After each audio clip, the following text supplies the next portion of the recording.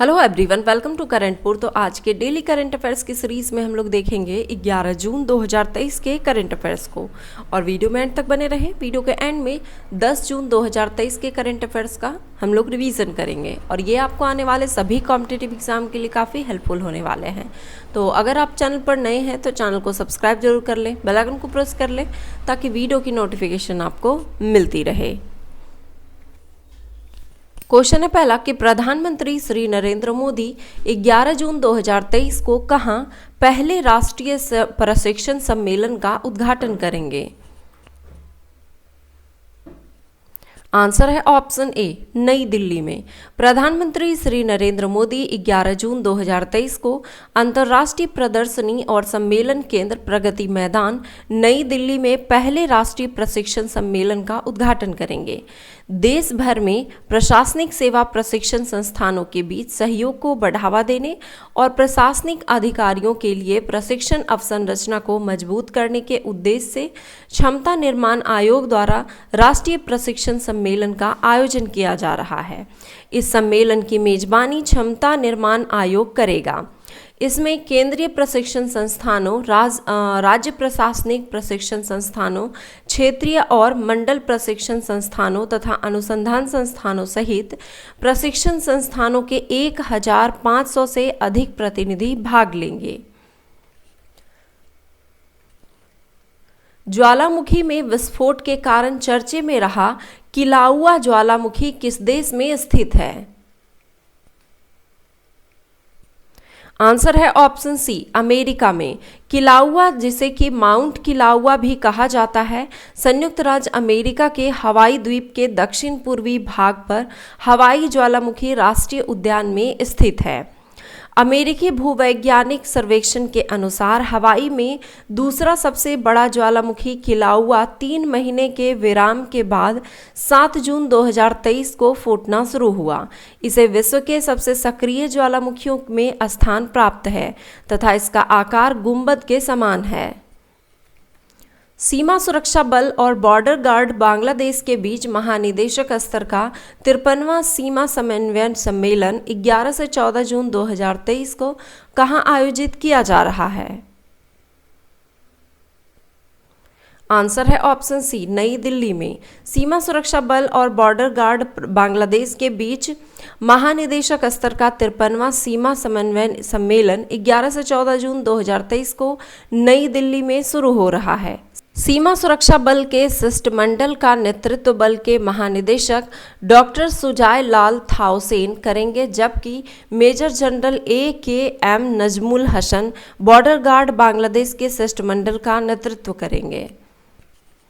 हाल ही में निम्नलिखित में से कौन सा देश सभी नाजी प्रतीकों पर राष्ट्रीय प्रतिबंध लगाने की घोषणा की है। आंसर है ऑप्शन डी, ऑस्ट्रेलिया। ऑस्ट्रेलिया ने सभी नाजी प्रतीकों पर राष्ट्रीय प्रतिबंध लगाने की घोषणा की है। इसका लक्ष्य अति राष्ट्रवादी, नस्लवादी और धार्मिक कट्टरपंथी समूहों पर रोक लगाना है। ऐसे प्रतीकों का सार्वजनिक प्रदर्शन करने पर 1 वर्ष तक के कारागार की सजा का प्रावधान किया गया है। ऑस्ट्रेलिया सरकार ने देश में जातीय समूहों की गतिविधियों में बढ़ोतरी को देखते हुए यह फैसला किया है। मुख्यमंत्री लाडली बहना योजना के संदर्भ में निम्नलिखित में से कौन सा कथन गलत है। आंसर है इसका ऑप्शन डी कि इस योजना का लाभ विवाहित या अविवाहित बहना दोनों उठा सकती हैं। यह कथन इसमें गलत है क्योंकि इस योजना का लाभ केवल विवाहित बहनें उठा सकती हैं। बाकी के ऑप्शन इसमें सही है कि मुख्यमंत्री लाडली बहना योजना की घोषणा 5 मार्च 2023 को मध्य प्रदेश सरकार द्वारा की गई थी। इसके तहत 23 से 60 साल तक की आयु वाली महिलाओं को प्रति माह 1000 रुपये दिए जाएंगे। सभी वर्ग के महिलाएं इस योजना का लाभ उठा सकेंगे। इस योजना का लाभ केवल मध्य प्रदेश की बहनें ले सकती है और ये मैं बता चुकी हूँ कि इसमें विवाहित बहनें ही इसका लाभ उठा सकती हैं। इस योजना में विवाहित, विधवा, तलाकशुदा, प्रत्यक्त महिलाएं भी शामिल हैं। बहन के परिवार की वार्षिक आय 2,50,000 रुपये से कम हो। मध्य प्रदेश सरकार के अनुसार अनुसूचित जाति, अनुसूचित जनजाति, पिछड़ा वर्ग और सामान्य वर्ग की सभी लाडली बहना इस योजना का लाभ उठा सकेंगी। किस देश ने अभ्यास एकता 2023 के छठे संस्करण की मेजबानी की? आंसर है ऑप्शन ए, मालदीव। भारतीय नौसेना के गोताखोरों और समुद्री कमांडो और मालदीव राष्ट्रीय सुरक्षा बल के बीच अभ्यास एकता का छठा संस्करण मालदीव में आयोजित किया गया। इस द्विपक्षीय अभ्यास का उद्देश्य डाइविंग और स्पेशल ऑपरेशंस में इंटरऑपरेटिबिलिटी को बढ़ावा देना है।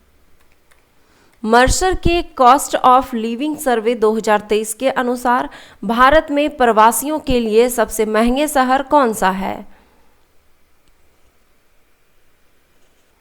आंसर है ऑप्शन डी, मुंबई। मर्सर के कॉस्ट ऑफ लिविंग सर्वे के अनुसार भारत में प्रवासियों के लिए सबसे महंगा शहर के रूप में मुंबई को चुना गया है। सर्वेक्षण में 5 महाद्वीपों के 227 शहरों का विश्लेषण किया गया ताकि प्रवासियों के लिए रहने की लागत निर्धारित की जा सके।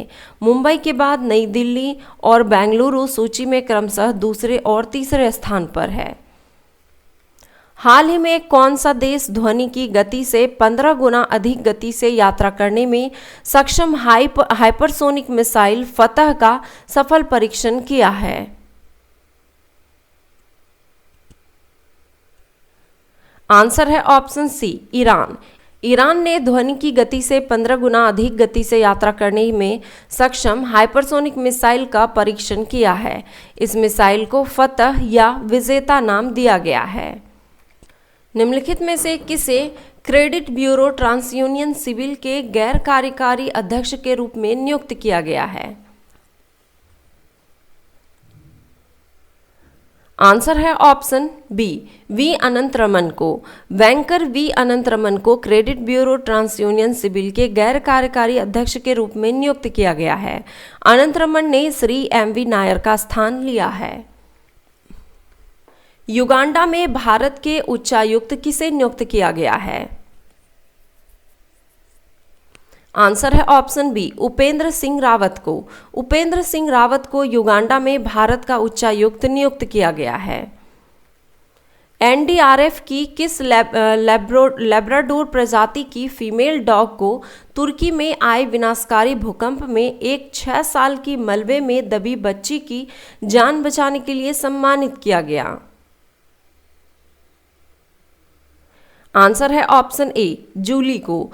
तुर्की में फरवरी में आए भीषण भूकंप के दौरान मलबे में दबी एक बच्ची को सूंघकर सुरक्षित बचाने में राहत दल की मदद करने के लिए एनडीआरएफ की फीमेल डॉग जूली को प्रशस्ति पत्र देकर सम्मानित किया गया।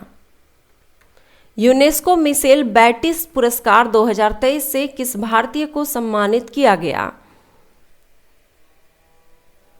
आंसर है ऑप्शन सी, बाकन जगदीश सुधाकर को। भारतीय वन अधिकारी, वन्यजीव वार्डन और तमिलनाडु में मन्नार बायोस्फीयर रिजर्व की खाड़ी के निदेशक बाकन जगदीश सुधाकर ने देश को गौरवान्वित किया है। उन्हें प्रभावी बायोस्फीयर रिजर्व प्रबंधन के लिए प्रतिष्ठित यूनेस्को के मिशेल बैटिस अवार्ड के लिए पहले भारतीय के रूप में चुना गया है। तो चलिए अब 10 जून 2023 के करंट अफेयर्स का रिवीजन करते हैं। अरब सागर में उठे बिपरजॉय साइक्लोन को किस देश द्वारा नामकरण किया गया है? तो आंसर हो जाएगा बांग्लादेश के द्वारा।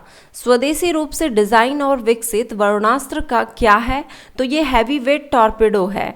वरुणास्त्र डीआरडीओ की naval science and technological laboratory NSTL द्वारा तैयार किया गया है। राष्ट्रपति द्रौपदी मुर्मू के सर्बिया यात्रा के संदर्भ में सभी कथन सत्य हैं कि राष्ट्रपति द्रौपदी मुर्मू 7 से 9 जून तक सर्बिया की 3 दिवसीय राजकीय यात्रा पर रहें।